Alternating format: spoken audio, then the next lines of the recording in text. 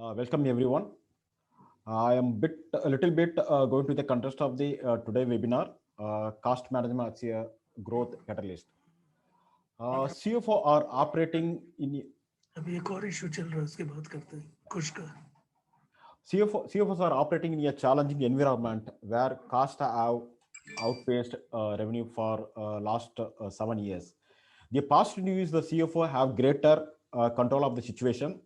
He has been implementing many ideas to eliminate the negative cost management practice while employing the positive note, which impact significantly the bottom line of the any organization.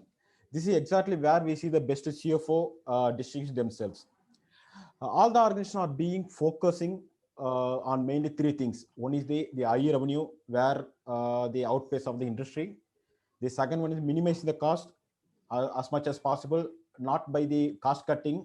It is about the cost reduction. The third one is a balance approach, like balancing the bottom and the top line growth. In the current situation, CFOs are expecting to be a business driven role rather than the finance driven role in terms of corporate finance, business operation, and the expansion of the business, as well as the pricing fixation model. The CFO also have to initiate the due diligence for anything related to the operations and the marketing expansion, like choosing the product, choosing the geographical expansion, then product price revision, then cost reduction and cost particular for the investment through the borrowings. The implementation of the automation as well as the digitalization also be the one of the critical and important for the CFO for the immediate future, where the CFO should see the cost effectiveness in the long term drastically. See the complaints side in India, complaints are more than the about 1,536 acts available, and they create 16,000 and odd compliances and 6,600 about filing every year. But law and rules are vary from the organization to organization.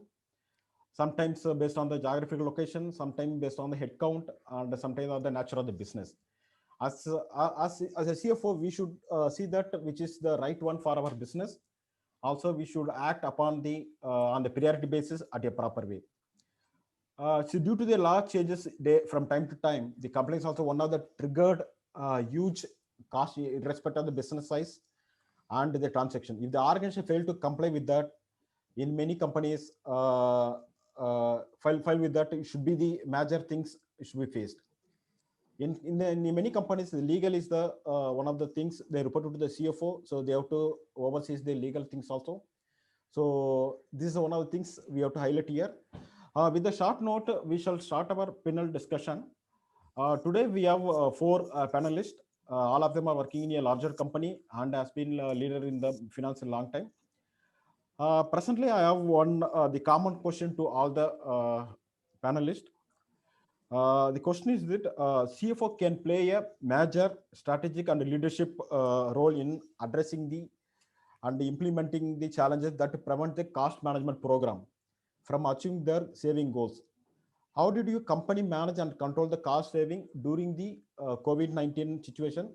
What are all the initiative you have taken in your organization for uninterrupted operation? I would like to get a thing from the Mr. Sudhir. Mr. Sudhir, could you start up? Thank you, Jayaprakash.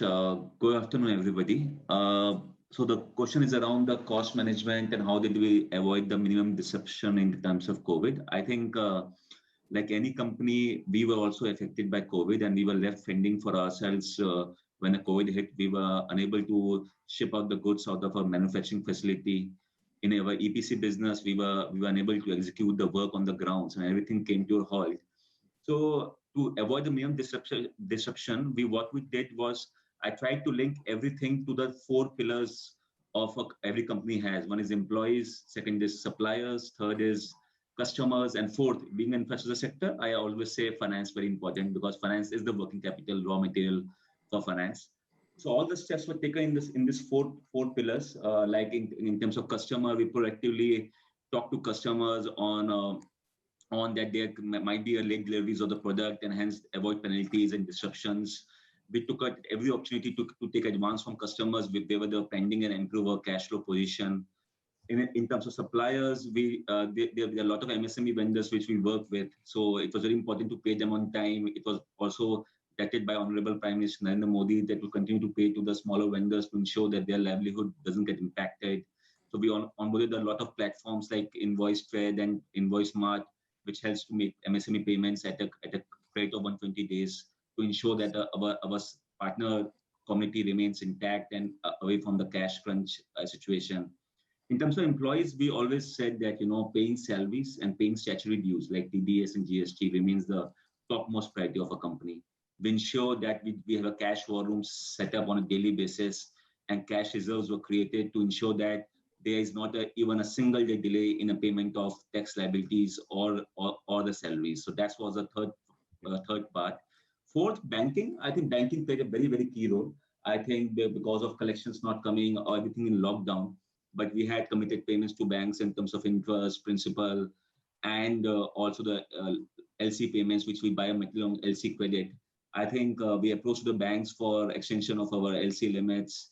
We took additional COVID loans from as per RBI guidelines of 10%, 20%, whatever as per RBI, and try to mismatch the cash flow. So we sailed through the 7 months time without doing a single default and making it all as per the compliance and tools. So I think, in my view, for the benefit of all, I will always say that there are 3-4 pillars of every company. It's very important to link everything to them and do the actions to meet the purpose of the 4 pillars. If those 4 pillars are happy, your company will always be happy. Thank you, Jayaprakash. Yeah, thank you, Sudhir, for your detailed things. Mr. Giridhar, what about your side from your the hotel hospitality industries?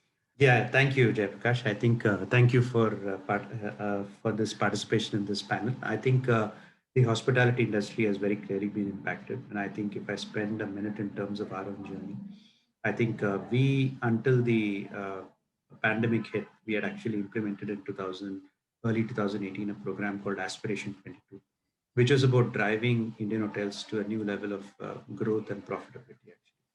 And that program was going very well, and we hit record profits and top lines as of March 2020. However, when the pandemic hit, where I think we were faced with what I know a black swan event, where I think we were one of the few industries which faced effectively zero revenues. Actually, okay. The question is that when you face near zero revenues, what do? You can plan for sensitivity scenarios, but zero revenue is something nobody plans, and I think it was truly a black swan. So therefore, I think it required for urgent calls in terms of relooking at a number of different things, actually. And therefore, I would sort of characterize, so what we did was, while we had announced an aspiration 2022 in 2018, we kind of stopped that aspiration because it didn't make sense to continue on the theme of aspiration. And we instead came up with what we called as a reset objective, actually. Okay. And the reason we came up with reset was clearly everything had to be reset, actually. And therefore, the measures that we took was really both on the short term and now much more on the long term. I think that's how I would characterize the response to the pandemic, actually. So on the short term, I think when I talked of reset, I think reset essentially for us stands for R for revenues, where we look at new streams of revenue, because ultimately when you're in a zero revenue, I think we need to look for new streams of revenue. And what did we do? I think we are a 117-year-old company. We have iconic hotels everywhere. And one example of how we looked at an alternate revenue stream was when our customers said, you know what, we've always used to getting some fantastic food, whether it is Southern Spice from Taj Coromandel or Golden Dragon from Taj Colaba. How can you deliver that home? Was a question that the customers asked us. And so we came up with a digital-only business called the Qmin.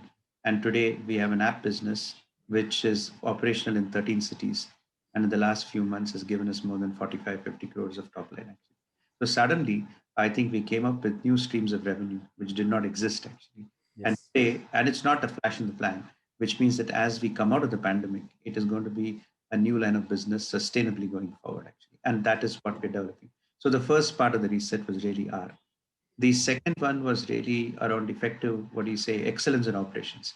Because for us, we're a multi-store business, multiple hotels, and therefore I think excellence in operations in the pandemic era is very important in terms of health and safety at one level, but also relooking at it because ultimately the hotels have high fixed costs, and therefore we had to relook at our entire shape of operations to sort of look at accelerating the digital, for instance, a digital check-in, check-out as an example. Relooking at manpower allocations. Typically, if you walk into our hotel, let's say Taj Colaba, in a pre-pandemic period, you'll find 10 people in the lobby. You start relooking at, do you need 10 people in the lobby? Do you need, so I think we had to relook at all those cost parameters and also while without compromising on excellence actually. So therefore excellence in operations were a very, very important thing, housekeeping, a whole bunch of things we looked at. The third bit of the reset S was spend optimization, where really speaking, we looked at all the spend optimization levers actually and started what are the various options we have in terms of optimizing spends. Manpower obviously was one of the most important areas actually. And true to the ethos of the Tata Group, I think if you look at many of the hotel chains, they kind of terminated employment of so many people. As a Tata Group company, did not terminate anybody's jobs actually. I think, and therefore I think, and that is and that's where I think in a pandemic, in a crisis, your values also matter in terms of how you respond to the pandemic. The fourth one, of course, the fourth part of the E was effective asset management. And what we mean by that is that ultimately we are a bunch of assets. We deal with owners. We have lease obligations, and we had to relook at lease obligations and things like that. So, and therefore we were able to successfully work with many of our owners. Not just, I think some of it was purely legal in terms of saying lockdown happened between a particular date to another date, and therefore legally you can ask for force majeure. Beyond it, we work with partners to sort of look at commercial concessions, which can work on both sides actually. The whole attempt was also win-win, which means that when we work with partners, when we ask for cost savings, I think we also try to look at it from their side in terms of what can be done actually. And the final one part of the T was really thrift and financial prudence, which means the whole area of focus around balance sheets in terms of what do you say, leverage, and all of that started coming in there actually. So reset has been kind of working for us, and I think I will happily say that in the last 9 months, if you look at our results and compare it with the results of our listed competitors, I think in the first 9 months, our top line has been more than the top line of all our listed competitors put together actually. And interesting in the kind of response that we have had in terms of the reset actually. And I think, excellent. And as we come out of the pandemic with the resurgence in terms of occupancies driven by leisure, now we are going to the third part, which is to say how do you move from reset to resurgence, which means that how do you kind of drive to the next level of growth, which will be not the same as the pre-pandemic. It will be set of top lines which could be different from what we had before. It could be a set of cost structures which are very different from before actually, and a balance sheet which kind of supports it actually. So I think, and with values, because I think as a Tata Group company, I think our entire response is also with values actually. So I would broadly say that that is the role. And therefore in all of this, of course, the role of the CFO in terms of working with the operating teams, in terms of making things happen is obviously critical. And I think the biggest challenge when you have a zero revenue situation is that how do you act when you know very little actually? I think that tolerance for ambiguity, I think is basically the biggest challenge. And I think the role of the CFO in many of these situations is to allow people the freedom to do what they want, because you can't in a company with 25,000 employees with multi stores. A great idea can come from Coimbatore actually. How do you ensure that those ideas, you stop him from doing it, but you also need to know in Coimbatore this great idea is being implemented. How do you kind of ensure it's implemented in Srinagar as an example? So I think it's a process of learning. I'm not saying it's been perfect, but I think it's work in progress is what I would say. Yeah, good insight, Girija. Thank you. Mr. Kapil, what about your company side, like SR Power Set? How are you doing? Thanks, Jay Prakash. See, being in power sector, SR Power One is one of the largest independent power players. We have multiple plants of thermal, gas-based plants, and even the transmission line. With the economy coming down to a halt or to a recession during the COVID times, we have to opt for various alternates, and they were internal as well as external. Means internally we were doing a lot of things, but we had to seek external help. Like external help, it came from the government also itself, And we approached to the bank like moratorium on the loans, reduction interest rate, additionally cash working capital, or some form of other supports. On the other hand, the power demand was also subdued because of the industry's output and all. That have got reduced basically for white goods, and also the IEX prices, power cell prices was also very low. So we again then approached the government. There was some reduction in the coal prices from the government side. So we did a lot of exercises. We temporarily closed down some units, like the 2 units of the plant, we operated only 1 unit. We reviewed all our plans of spending, maybe capex or opex spending. We moreover stressed on the improved energy efficiency. Then we, apart from taking the government help, we updated our pricing and the cancellation policies like the fees and all we were having. We tried to get in whatever the money was stuck in the government system for early realization of the money. Like we got some income tax refunds and all in time. Besides this, internally, what we did was we took a lot of tech or IT supports from there.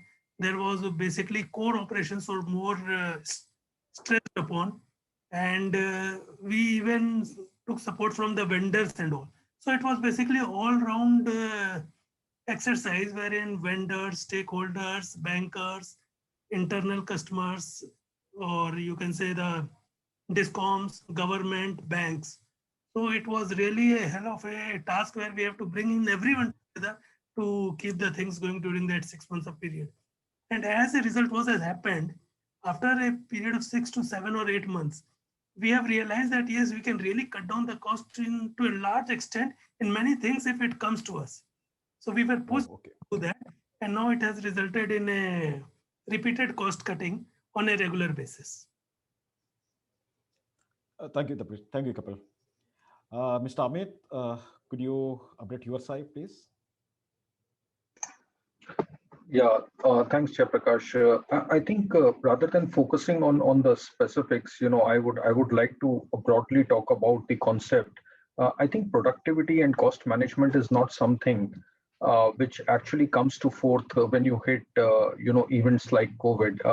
It's a part of the organizational culture to drive productivity and cost optimization. However, what has been the unique experience during the COVID has been that this particular period has actually enabled organizations to look towards certain opportunities which have not been available on the table, and maybe fast forward a lot of these things which could have taken years to do so in a normal scenario. So whether it is with respect to your engagement, with respect to your partners, channel partners, or with respect to your consumers or your style of operation, there had been a huge lot of opportunities which actually came up during the COVID period, which provided a great learning, not only in the cost management during this period, but a sustainable model, which is much more cost efficient for the future. So I think a lot of these opportunities, and while most of the organizations would have experienced opportunity through digitization, on the travel and meeting space, there had been many opportunities, even with respect to organizational learning capabilities, organizational development things, which were really fast forwarded. People were actually saving time, from a standpoint of commuting to the offices, and we saw amazing examples of how teams actually utilize these times towards the organizational development. Some of the development programs which could have taken like ages to implement have been like fast forwarded. So it was a mix of both, in a core financial terms, cost management, but I would say more from a productivity standpoint. The unique opportunities that COVID presented to actually drive productivity, not limited to the financials but organizational development. Connections of the larger teams. People became so used to digital connects that I think in the future the amount of travel and meetings are going to reduce substantially, and people have seen the efficiency of it. So I would put it in that block of really some of the productivity opportunities coming forth and fast forwarding during this period, which actually give you a learning for the future. Thank you, Amit. Actually, if you see my company side, like Panasonic side, actually we are into the kitchen appliances. So during this pandemic period, we take this opportunity as to develop a new model. Actually, we have introduced one new model of a mixer grinder in August 2020. This first 4 to 5 months, we used our manpower and R&D team to develop the new products. So which was welcomed by the market very well. So these are the one of the things we have initiated during our pandemic durations. Yeah, then I would like to go to the second part of the question to Mr. Sudhir. Mr. Sudhir, you are into the power sector, right? So what are the challenges you have faced in the past when you involved yourself in the financial due diligence at the time of geographical expansion? Because you are into the power sector, many Yeah. expansion may be done. So Yes. what is the challenge you faced? Maybe in terms of land acquisition or something else? Yep. Yeah, thank you, Jayaprakash. I think we have operations in outside India. Brazil is the second largest market for transmission after India, and we have operations there. We are in the top 3 private players in Brazil. I think before detailing out what are the top 5-6 things to look for financial due diligence, I think the most important part for me and what has been my key learning while doing geographical expansion has been the culture integration. It's very important that a company you're looking to expand the country, looking to expand either through a merger acquisition or through entry to the new market. I think it's very important to see that the values and the purpose of the company are the same as of your company to achieve a common goal and purpose. Otherwise any integration will fail. We have seen many examples. Where people acquiring companies left and right, center, abroad, and there's no culture integration, and later there are losses in the balance sheet. So coming to the top 4-5 points, I think I look at 4-5 parts broadly. I think first is assess the capabilities of the target. I think at the starting point, your target must be able to produce timely and consistent financial statements. It's very important to analyze the number with an eye towards inconsistencies and deviations, and that's number one.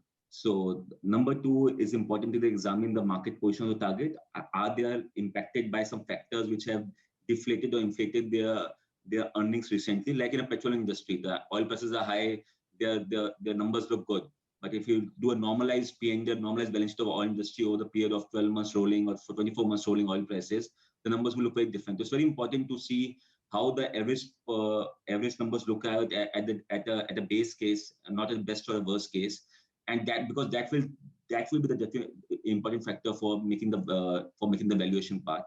Okay. Number 3, I think it's important to determine the cliff. And when I say cliff is a cutoff beyond which that company or industry products will not be marketable. The new technology will come and something will get taken over by the new technology. So whenever you're doing an expansion or taking over a new company, it's important your payback should be the lesser than the time period of the cliff, so that whatever money you invest, it gets recovered before the cliff period. So that after cliff, even if a certain technology takes over, you recovered your money and you are ready to take on the new technology.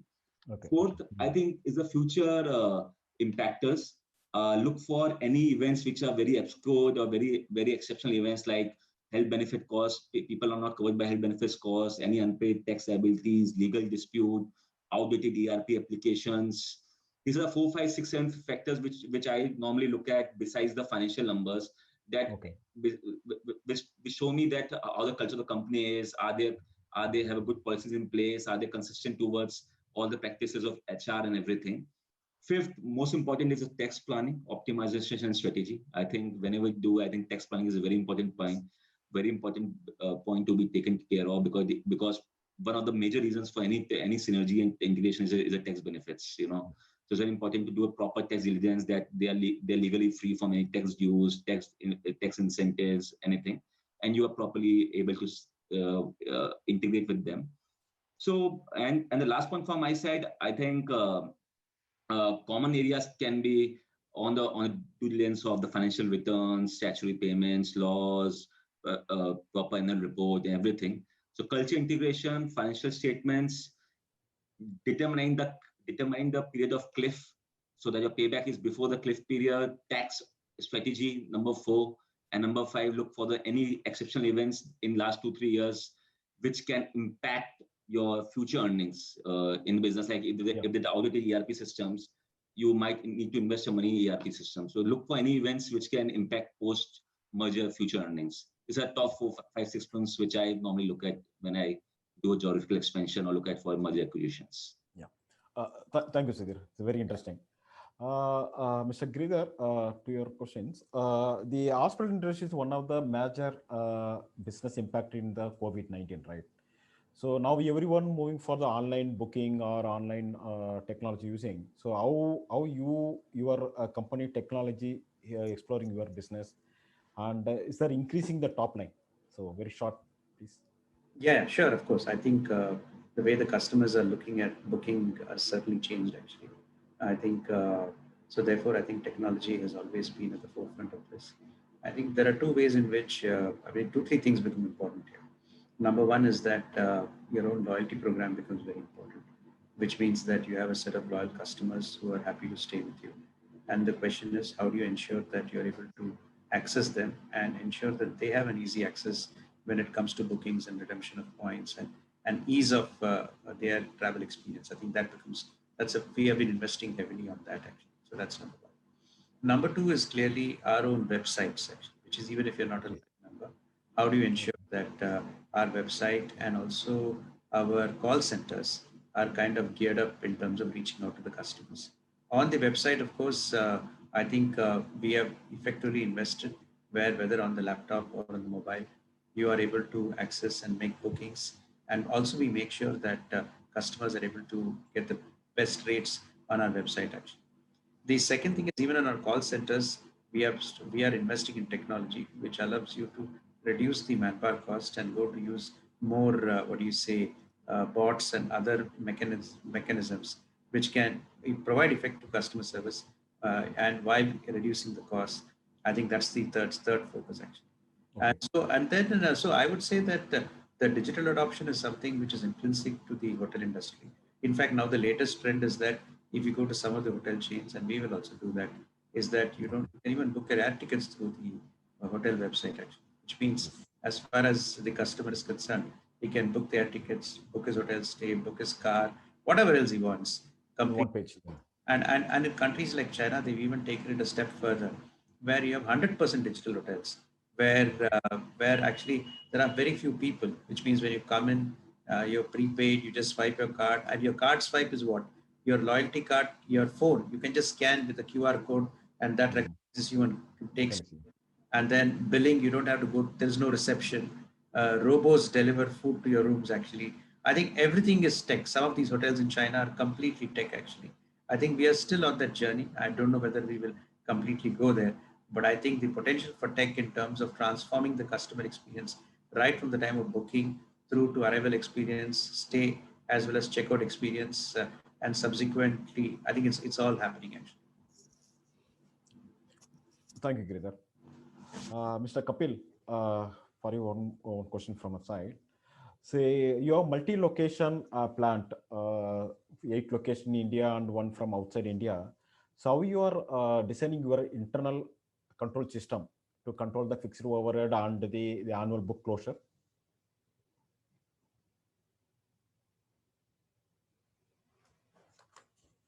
Mr. Kapil, you are in mute.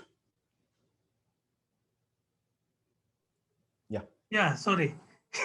Just to extend for what I mentioned earlier, that we took all the measures, like we relied to a great extent on the digital mode, like Giridhar just mentioned in his hotel industry. Similarly, in power industry also, we basically moved to the digital or IT, because IT is the only source where you can reduce the overhead, you can reduce the manpower, you can reduce the fixed cost.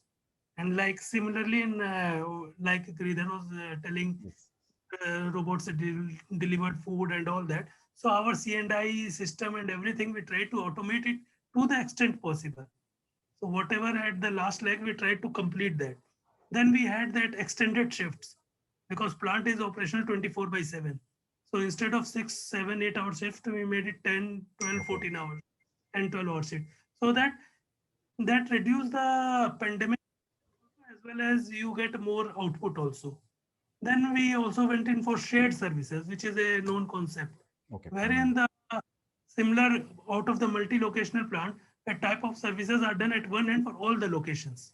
So shared services is another thing which gave us something more. The accounts were decentralized to the sites. So we've minimized fixed overheads in such manner, like shared services, decentralized account, digitalization and extended shift, which gave us a lot of room wherein we were able to perform because the margins were very thin and cut to cut. Even as I mentioned earlier, that we have to shut down part operations, but being a services, we have to keep running. We have to be available 24/7 based on the demand of the grid and everything is there. So basically, we're in a catch-22 situation. We were under lockdown, but we have to work fully and meet to cater to the demand of the requirements of the economy or the discoms or the industries. So at some points, though we overshooted the cost and all, because there the importance came first. If you have to generate power, then you have to generate because the demand was there. But to a large extent, as I'll not generalize this to the power sector, but I've seen practically all the industries in this period, last 1 year, has learned a lot of lessons on this cost cutting. And everyone has learned the new ways or new venues, which we didn't even thought before COVID. That this can be like work from home. For a finance employee, we were never thinking before that. But now we feel that for 50% of the employees is easily possible. Some of the companies, some of the employees are regularly working from home. So like doing our audit, doing all the VCs calls and everything from top to the bottom, from the promoter level till the junior most employee have been accustomed to this digital mode of meeting and everything. Yes. So this all has traveling reduced and everything have reduced. So now everyone in have become more aware of this cost reduction and new concepts, new exercises. The persons at every level are coming up with these new ideas and solutions. Like Girdhar also mentioned for his Coimbatore level employee coming up with some solution to be implemented in Kashmir also. So same thing for us also. At various locations, various persons are coming up, and that truly is working for all our locational, multi-locational plants. It's very interesting, Kapil. Mr. Amit, you have vast experience in the industry like pharma, health, and FMCG. Could you share your experience in driving productivity and value creation your side, please? Sure. I would actually build upon the point that I was referring to in the first question itself. When we look at cost reduction or cost management, typically the way I look at it across the industry, it is not about cost cutting. It's about value creation. It's about driving more from the same or more from the less. So if you look at FMCG or the healthcare industry financials, you will see that the top line of these particular industries are actually are driven by higher offtakes at the consumer level. So to an extent, by the very design of the financials, if your OPEX structures are not growing in line with your top line growth, you're actually driving a higher delivery to your BT margins year after year. So I think the interesting challenge for these industries is how do you drive more out of the same or more out of the less. And it's very important to identify which are those areas where you can drive more out of the less. I'll give you some examples. MSC, the investment behind the marketing and sales or other direct promotions to the consumers is a critical lever to drive the consumption of your product as well as consumerization initiatives. But when you actually deep down into the zero-based mechanism of evaluating some of these investments behind these avenues, you could actually unearth so many opportunities behind driving efficiency where the same amount of money can actually deliver you higher returns. So in my understanding, irrespective of the industry, whether it is FMCG, healthcare, or pharma, the key is to follow the concept, which I picked up very early in my career with one of the organizations where I started, that the finance is a value strategist. How do you create value? You are not cutting cost. You're trying to create value out of the structure that has been given to you. without really looking at avenues of cutting costs. So that has been my approach, and that has been my experience across the industry, where we have been successful in driving more from what has been available.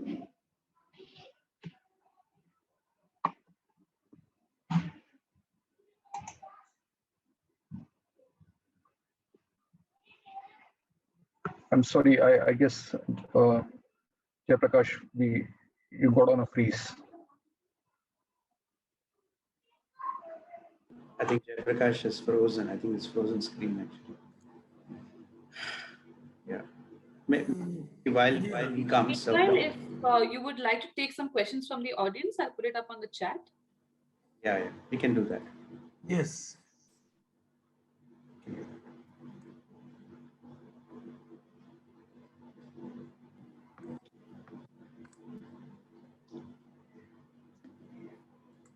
I think Jayaprakash is back. Jayaprakash, you're on mute.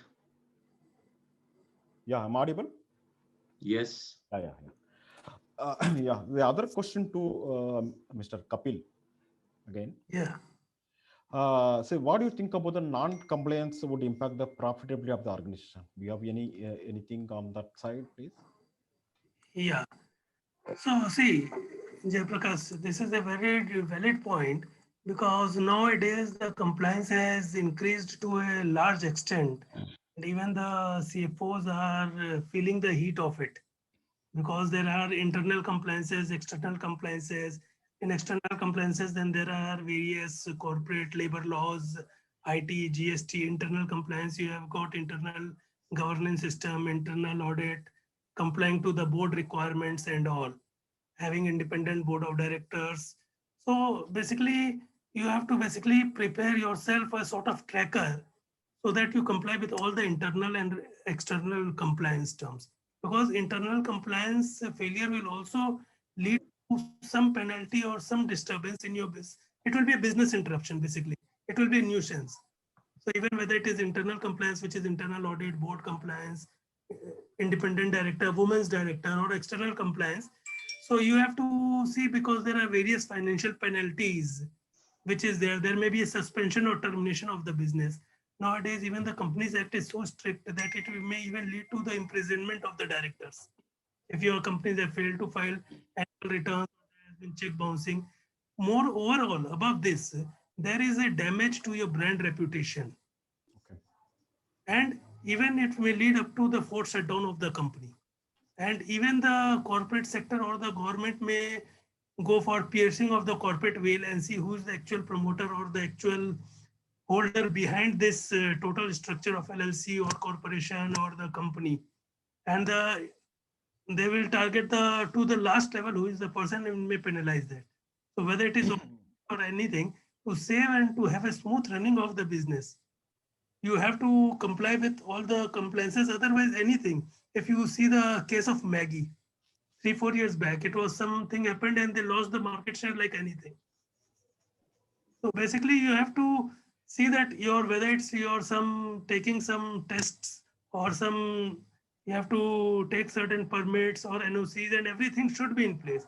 Otherwise, it's a total business disruption, and your business may go haywire, and it will be from plus to, you may come down to negative like anything. Thank you, Kapil. Yeah. High risk area where everyone has to be very much careful. Yeah. And there should be no compromise on it. Thank you, Kapil. Actually, due to the time constraint, we have another 5 minutes. So there are some couple of questions we received from our audience. So maybe we can choose one or two. One of the audience asked that what is the role of CFO towards capital allocation? So anyone can take up these questions. Role of CFO towards capital allocation. I can answer that. I think very clearly it's clearly a very important role, because ultimately I think it's not just the profitability on the P&L, but also the return on capital employed, which is what the customers are looking at, and which is what investors are looking at. And ultimately, bear in mind that investors have a choice of investing in your company or going elsewhere. And hence, I think, especially in the post-pandemic world, where capital is scarce, performance is impacted, I think it's very important that you kind of look at capital allocation carefully. I typically, one of the ways to look at capital allocation is that are they revenue enhancing? So you could divide your capital expenditures into are they revenue enhancing? I think that obviously takes a priority. The second is it cost reducing? Would be another way of looking at it. Digital, for instance, is an area where I think you may need to invest ahead of your curve actually, because I think one of the things also we look at in terms of capital allocation is that there are two philosophies. One philosophy is pay as you go. Pay as you go is in a pandemic world when your bottom line is impacted, when cash is not there, you're kind of thinking, do I need to invest ahead of the curve? In general, I think most investments on capital allocation today, if I speak about the hospitality industry, is pay as you go, which means spend only what you need at this point of time on capital. But if I talk about digital efforts, I think I know that my operating model has to change, which means that the payback is not immediate. Payback may take a couple of years perhaps, and I think it is worth investing. So I think that's also a trade-off in terms of doing it. And so capital allocation is really important. And ultimately, you need to be able to demonstrate that you are delivering not only improvements to the P&L, but also maintaining your ROCs actually. Hence, I think CFO plays a very important role in influencing that actually. Thank you, Giridhar. So another question from the audience: how is going to be the growth for next 2 years, and is it possible to continue with the same cost measure without affecting the service and value? So they're asking about what will be the growth of next 2 years without with the same cost measures, without affecting the services and value. Any code, maybe Amit, please. Yeah, maybe I can take this. While the growth across the different industries may vary, we have a GTV projections which is in double digits for the next year. So while the growth across the industries may vary, with a lot of new industries actually leaping forward as compared to the traditional industries, but I think if we stick to the core principle of not what I was referring to with respect to finding more from less or finding more from what is available, I think those opportunities are going to present themselves in a very very rapid manner for the organization. So let's say with respect to your opportunity to really look at driving productivity behind your expenditure on engagements, travels, meetings, digital spending, there is a plethora of opportunities which can open up. So while the growth across the industries can differ, but the fundamental principle of whether the learnings of the COVID and the fundamental learning of driving more from less or more from the same thing holds good, the answer is yes. And to that extent, I could even say that while I'm only I've only worked in specific industries, but across the industries, I think there could be a lot of innovative measures to beat the inflation also, which is sitting in your cost structures if you start really looking at a very zero-based and a progressive approach to your cost structures. Yeah, that's what you said is right, because some of the expenses, some of the technology what we are using now, they can be continued because the cost measure. Some of the companies, they already started doing the same thing what they are doing for last 8 to 9 months. So very interesting. So that's all from my side.